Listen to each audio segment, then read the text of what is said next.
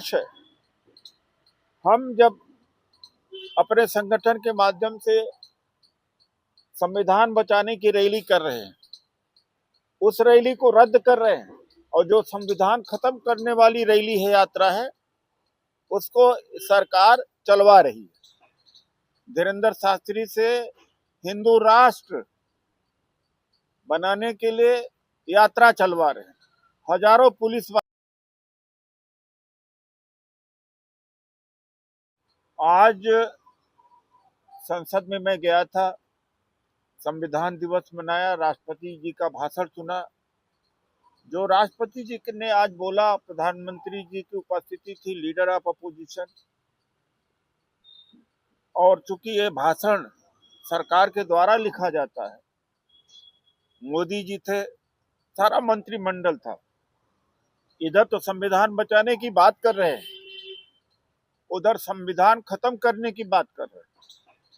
धीरेंद्र शास्त्री से हिंदू राष्ट्र बनाने के लिए यात्रा चलवा रहे हैं।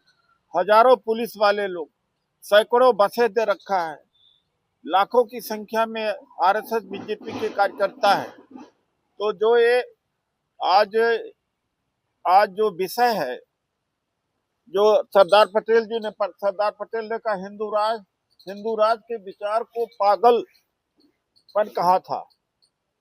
तो बीजेपी आरएसएस हिंदू राज स्थापित करना चाहते हैं और आज संविधान दिवस मना रहे हैं।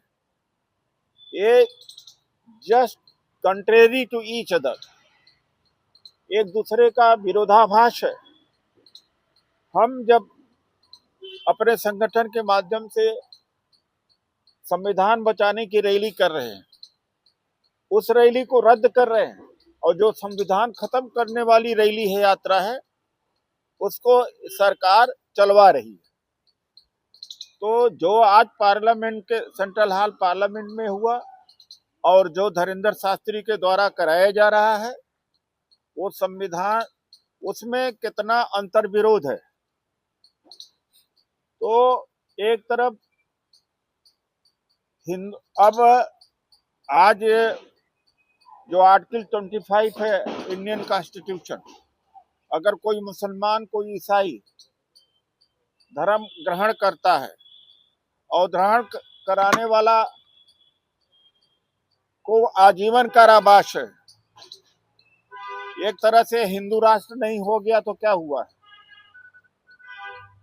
तो रामलीला मैदान में जो हमारी रैली की अनुमति नहीं दिया है, वो संविधान बचाने की थी। अर्थात तो रैली की अनुमति न देने का मतलब कि संविधान का खात्मा, संविधान को खत्म करने वालों को इजाजत दी जा रही है और संविधान को बचाने वालों लोगों को इजाजत नहीं दी जा रही।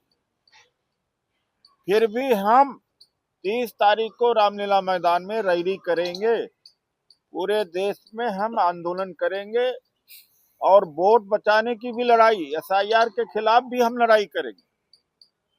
और बंगाल में और हर जगहों पर जहां एसआईआर उत्तर प्रदेश में हो रहा है, वो पहले से वोटर लिस्ट तैयार करके इलेक्शन कमीशन को भेज दी जा रही है और इलेक्शन जो बीएलओ हैं उनको वोटर लिस्ट पहले से थमा दी जा रही है कि किसका वोट काटना है और किसका बचाना है।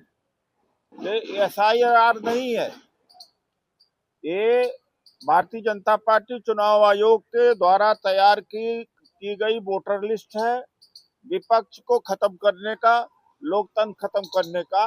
और रामलीला मैदान में जो 30 नवंबर को रैली नहीं कर दिया, वह एक एग्जाम्पल है, इस बात का एग्जाम्पल है कि लोकतंत्र खत्म है इस देश में। और यह कहना कि भारी भीड़ है, अगर हमारे पास पूरे देश से लोग आते हैं, लाखों की संख्या में आते हैं, भारी भीड़ है, तो लोकतंत्र के बचाने के लिए आते हैं, संविधान बचाने के लिए आते हैं, तो ये तो अच्छे संकेत हैं, ये शुभ संकेत है। इस आधार पर रद्द करना कि इनके लोग ज्यादा आ रहे हैं। फिर भी हम आदेश दिया है, मैं अपने प्रेस में लिखा हो, लेकिन उनको अब एक फिक्स टर्म एम्प्लॉयमेंट देंगे, पक्की नौकरी नहीं देंगे। उत्तर प्रदेश कारपोरेशन आउटसोर्स निगम बना करके 11 लाख सरकार की नौकरियों का कत्ल उत्तर प्रदेश सरकार कर रही। एक उदाहरण दे रहा हूं कि किस तरह से निजीकरण किया जा रहा है। ये सरकार का कोई धर्म नहीं होता, सरकार सेकुलर होती है, लेकिन सेना का भी धर्म जो कम्युनल बनाया जा रहा है, किसी पर्टिकुलर कम्युनिटी को आप फोर्स नहीं कर सकते। उसके लिए सबके सारे धर्म बराबर होना, चर्च हो, मंदिर हो, बुद्ध विहार हो, गिरजाघर हो, जैन मंदिर हो, मस्जिद हो, जाएंगे सब जगह जाएंगे या कहीं नहीं जाना चाहिए। तो यह भी संविधान विरोधी कार्य हो रहा है। तो हम संविधान बचाने के लिए अपना जान भी दे देंगे, अपना मान भी दे देंगे।